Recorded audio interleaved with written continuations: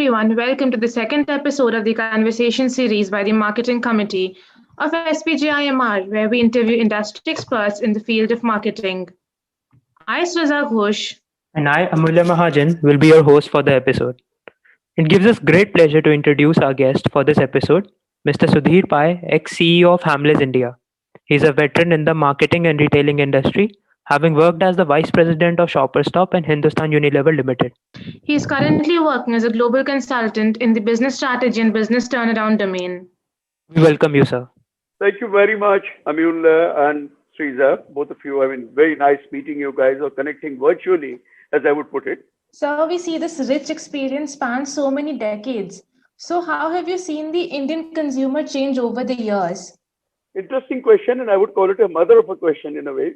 But at the same time, see, this is a question that I would like to answer in some detail because ultimately it's all about the market and all about the consumers. You know, that forms the basis, generically speaking, for everything that we talk about all the time. It's important to understand what kind of market that we are talking about, who's that consumer, what are the behavioral patterns and spending patterns, how have they changed, is something which I would like to sort of delve a little deeper into to, give us that perfect platform for our subsequent discussion. Okay. So India is still a growth story, a very big growth story, contrary to whatever people may say. Despite the even assuming very conservative kind of GDP increases, very minuscule increases over a period of time or a year, I would still expect the consumption expenditure will rise by a factor of at least 3 to reach $4 trillion by 2025, another 4 years from now. We just got into 2021. So I would say roughly about 3 to 4 years from now, we can become a $3 to $4 trillion economy very easily. See, India's nominal year-over-year expenditure growth of about 10 to 12% is more than double, okay, of the anticipated global rate of about 5%. That's the way I would put it, and which will make India the third largest consumer market by 2025. Okay, the rising affluence is, I would say, is the biggest driver of increasing consumption. I mean, that's the way I would put it. Okay, of India's 5 household income categories, I mean, you guys have heard about it. You are students of marketing. You have elite class, you have the affluent class, you have the aspirers, and you have the next billion, and you have the strugglers. Okay. Now, the top 2 income classes, which is the elite and the affluent, are the fastest growing. I mean, if you ask me, they are the guys who are actually, and these households will increase actually in this period, right from, if you take almost 9 to 10 years period of 2016 to 2025, this will see a growth of anywhere between 8 to 16%. And the strugglers proportionately will actually go down from 31% to 18%. So BCG has had done a lot of work in this area, as you must be knowing. See, sometime way back, they've got a body called the Center for Customer Insight, what is termed as CCI. Okay. Now, these guys have conducted a very first in-depth kind of exploration of growth and consumer trends in India. That was way back in some 2011, 2012. Now, subsequently, they again in 2016, I think they took a kind of an updated, look at the emerging developments in the market and basing it on the new research among some 10 to 12,000 customers among 30 odd cities in India, 30 odd locations nationwide. Now, the evolution is, in the consumer behaviors is playing on largely as they predicted it years ago, right? Now, that report examined the various factors, okay, that are shaping India's very complex and very growing market. Consumers' evolving spending patterns, okay, the increasing and substantial impact of digital technologies on spending, right? Which possibly could be one of your questions subsequently as we talk about, and the emerging trends that could alter actually the customer spending. See, it presents an assessment of how companies need to position themselves, how they need to adjust themselves and adjust their strategies and business models to meet this shifting circumstances and the changing behavioral patterns and spending trends of the consumers. Okay. Now, what are the factors shaping, let's say, a growing market, which we term India as? So first of all, see, companies today need to focus, if you ask me, they need to focus on 3 aspects of the India's fast growing consumer market. Okay. The first is rising affluence. The second is the unique urbanization which is happening in India. Okay. And fundamental shifts in the family structures, which you must have heard about time and again. Okay. Rising affluence, I think if you notice, the India's income pyramid has been transforming itself into a diamond as the household incomes grew. Okay. In terms of spending, the two top consumer categories I mentioned to you earlier were the elite and the affluent. Now, these two, elite and affluent, okay, they have grown significantly. They'll continue to grow, whereas the strugglers will go down. As we come to the continuing urbanization, now, okay, as compared to countries like Malaysia or I'm sorry, not Malaysia, but Indonesia or Thailand, okay, we are possibly, it is not concentrated in a few cities like those markets are. See, Indonesia and Thailand like markets because we are talking about Asia as a whole now, right? Now, these are the markets where it is concentrated in a few pockets, in a few cities. But in our case, it's actually much more widespread. But at the same time, we are not as quick as what is possibly happening in China, right? China is happening at a much, much, much quicker pace, this urbanization. Whichever way you look at it, about 40% of India's population will be living in urban areas in the next 5 years. See, the shift has already started. Forget about the COVID and forget about the pandemic during which a lot of people went back, etc. The reverse process has already started, as you know. Okay, people have started coming back, moving back into the bigger cities, and this process will continue. So you'll have about as many as 40% people available in bigger cities by 2025. And these city dwellers, as we call them, they will account for more than 60% of consumption. Okay, so much of this growth will take place in what you call as so-called small towns. Across all categories, I would say Indian consumers are exhibiting increased curiosity and excitement over exploring local routes. Now, this is important. They're interested. For example, the sleeveless jacket which you wear with a bundi pattern or embroidered pattern is something which is in vogue. So you're trying to your curiosities are raised with this local ethnic kind of products. You want to get closer to your roots. So overall, I would say the last 20 years or so has seen a change, a lifestyle of a change, has seen a metamorphosis completely in terms of lifestyle preferences and buying trends amongst the Indian consumers. And with the Indian economy opening up in 1991, okay, urban India embraced consumerism big time and is in a hunger for that hunger for branded products has just not stopped. It has just emerged and it continues to grow on. In the very same stream of thought, we'd like to understand like how Indian market differentiates itself from the world market in terms of the premium toys. So, like we talked about India's retail story or Indian market story, there is an Indian toy story where a whole new chapter is being rewritten now. Now, the whole world market, if you talk about, that's estimated to something like 38 billion US dollars. I'm talking about the world market. Okay. Compared to that, we are very, very, very, very small. We are just about 1.75 billion. Last, I think, data available is from 2019. Now, this market, you can say the roots of this market, okay, can be traced back to one of the world's first civilization, which is what you call as the Indus Valley civilization. Okay, the level of craftsmanship of people in those days was reflected in the dexterity with which, the terracotta toys. Even if you see some period films from that period, etc., there were those Matika toys, Matika Gadia and all that, the terracotta toys which are used to made for children. They were very intricately crafted. Okay, this is a labor-intensive industry, let me tell you, and it has witnessed a lot of changes over a period of time in terms of toy categories, in terms of innovation, in terms of eye-catching design, and a lot of other aspects. Okay, so as I mentioned to you earlier, what are the growth drivers for the Indian toy industries, and what we would look at what are the kind of factors which are good for the industry, what have been the challenges, temporary and otherwise, and then we would move on to your question where you started with about the premiumness of the market vis-a-vis the rest of the world. Okay, so the first thing that I would like to touch upon is, see, the Indian market, as I mentioned to you, was about 1.75 billion in 2019. That's the last data available. Now, the existence of toys in India, I mentioned about in recent years, what has happened is there has been an advent of advanced technology, okay, and machinery that has encouraged manufacturers to produce very modern and innovative toys, right? Now, India is one of the largest young population in the world, owing to which the toy industry, okay, in the country has witnessed a very rapid kind of a growth. See, the market is brimming currently with a wide array of both traditional and modern toys.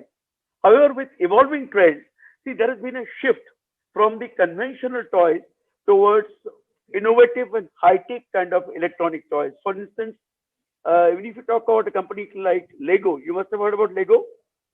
So Lego has replaced their wooden building blocks. They have essentially replaced the wooden building blocks, whereas Barbie doll has replaced the rag doll or the traditional cloth doll, this is the kind of thing change that happened. So essentially, what are the growth drivers? What we talk about is contrary to what any of the reports would have you believe in, India is not really a major importer of toys, frankly. Though we depend on a lot of imports from China, which is where we import most of our toys from.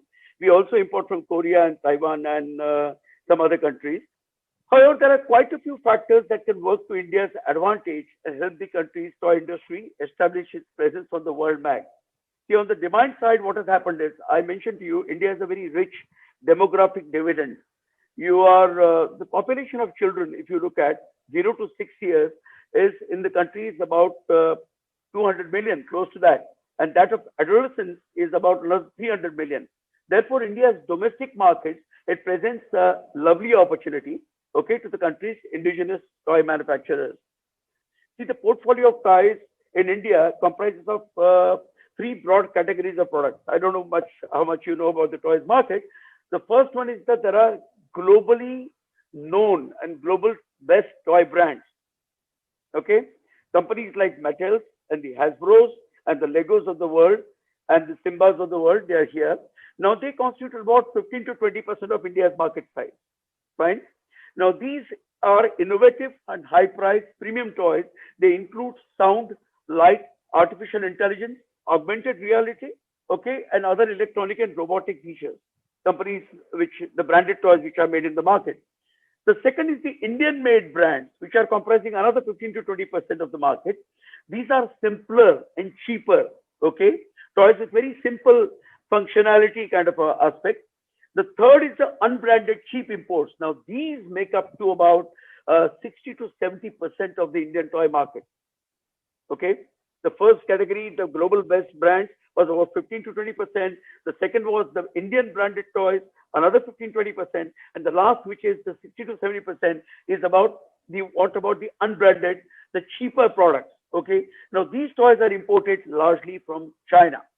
They actually form the bulk of the unorganized wholesale toy market in our country. The premium toys, frankly speaking, you are talking about a niche market in India. As compared to the world, we hardly consume any of them. And I mentioned to you earlier that amongst the 3 broad categories that we spoke about, the first was the global best brand. Now, these guys also, they would sell, if you talk about, if you have to talk, position toys as luxury toys, bridge to luxury, premium, and then the more popular or economic kind of toys, then even these companies like Mattel and Hasbro's of the world, they produce the toys which are meant for mass consumption. See, even amongst the elite and affluent, since they believe that toys outlive, okay, or the children outlive the toy, right? So they don't want to invest. So there are 2 ways of looking at it. First of all, the kind of importance that we attach to toys as a learning opportunity, okay, in terms of development of certain skills in a child. I mean, these are the kind of things which we are still trying to inculcate.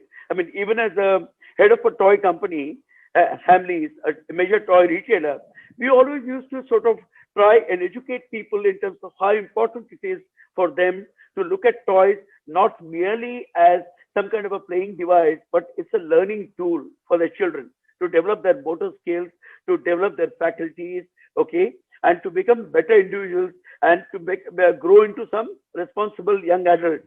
Now, this is something which is yet to go down deep enough.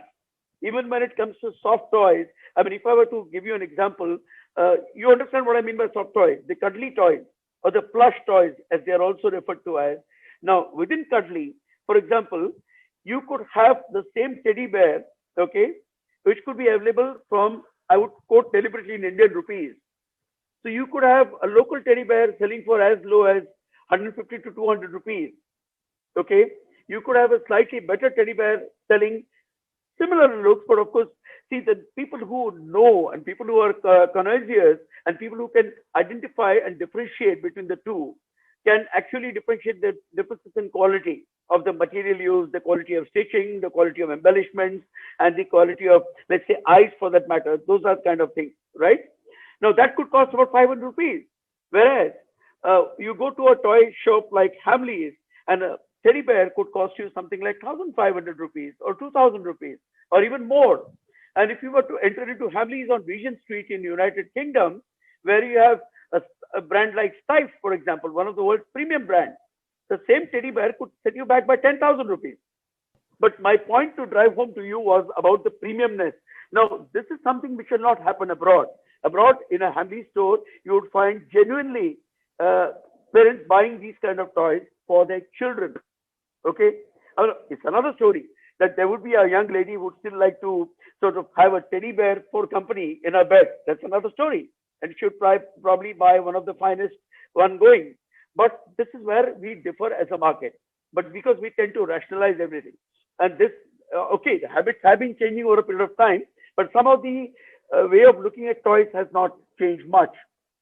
So however, we've often realized that the toy industry uses a lot of plastic, and there's a huge focus on sustainability in these days. So how is the toy industry moving towards sustainability?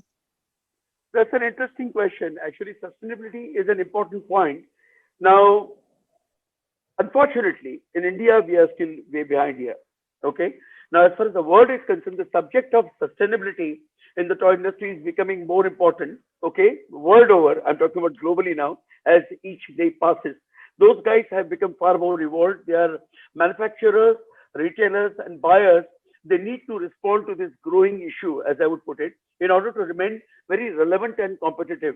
Okay. As stakeholders concerned about our environment, it started now becoming very, is a cause for concern now. See, there have been a lot of, I mean, in the Indian market, I don't recall any. In the world market, I've been a part of quite a few webinars and seminars in the recent time about sustainable toys and what kind of challenges are there and what kind of opportunities are there for recycled materials. Okay, a sustainable business approach or sustainable toys, the toy industry is actually moving in a sustainable toys direction, and there are great examples of this. Okay, these are mostly, I would say, confined to the world market right now. When I reminded of a company called Plan Toys, PLAN, Plan Toys. Okay, they are sort of, they make a lot of these wooden kind of toys, etc. And whether these guys are now believing in using a lot of recycled or bio-based plastics, reducing material use in either the product or its packaging. Okay, and designing toys to be more easily recycled at the end of their usable life. Now, this consciousness is coming up slowly but surely. Okay, and what are the kind of, I mean, there are obvious advantages. What are the advantages that this can bring to toy companies? See, the value that can be unblocked through sustainability is greater than ever before. See, it can bring revenue growth. Okay, it can bring cost reduction. It can bring risk mitigation, obviously, and also a lot of enhancement of brand. At least I would envisage a future where toys are made from, you know, the environmentally preferred materials where appropriate, wherever appropriate, and see toys are which are in use, less packaging materials and distribution and retail. See, toys that can educate and engage children or on environmental actions during their use phase and have more scope for modifications and repair, and toys that are more easily and widely recycled. I think that's going to be the future. Indeed, very insightful, because now we've seen a shift in the traditional consumer as the consumer is also more aware about the environment's needs. Correct. Absolutely right. Absolutely right. To listen to the rest of the conversation, which entails advertisement in the toy industry and digitally enhanced retail, tune into the second part of the very same conversation.